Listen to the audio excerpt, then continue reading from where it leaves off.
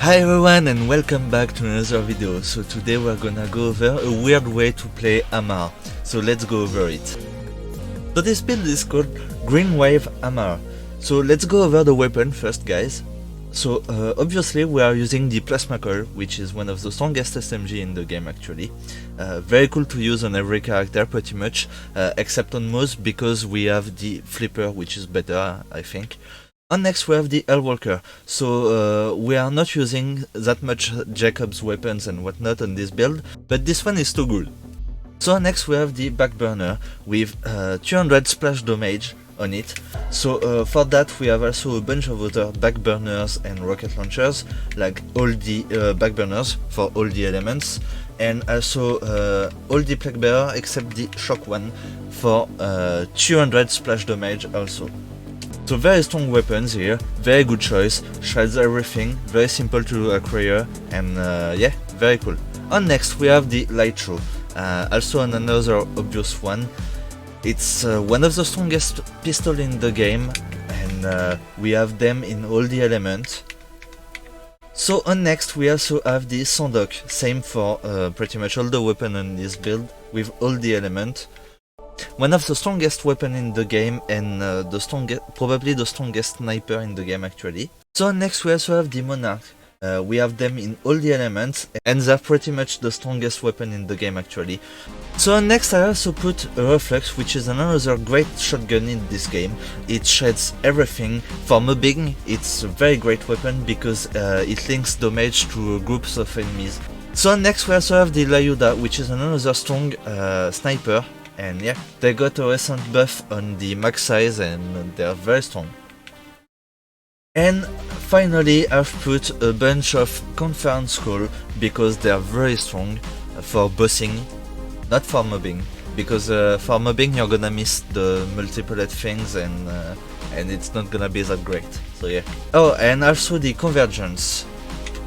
But as you can see here, pretty much all the weapons are on the next to mag annoyance, except for the rocket launchers who are rolled with 200 splash damage. Otherwise all the weapons are on next to mag.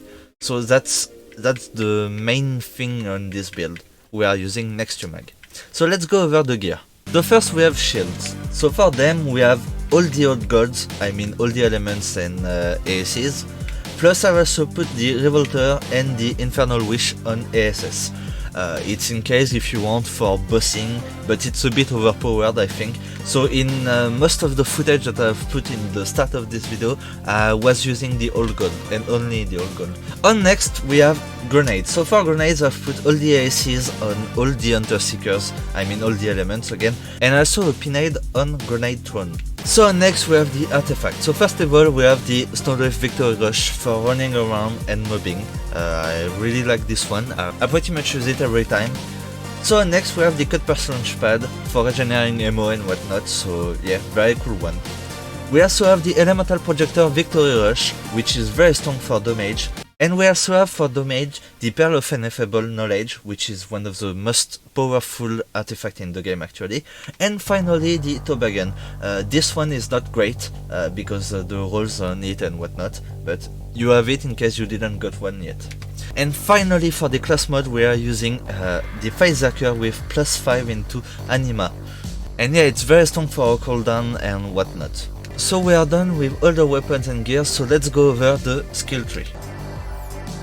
So before going over the skill tree guys, I would like to say that dropping a like and a comment is the best way to support my channel. And if you like what you see here and want to see more, then clicking on that sub button and the bell will tell you when I'm uploading videos, because I'm uploading every day builds, guides and content related to Borderlands 3 and whatnot. So yeah, definitely do that if you wanna see more, and thank you for that guys.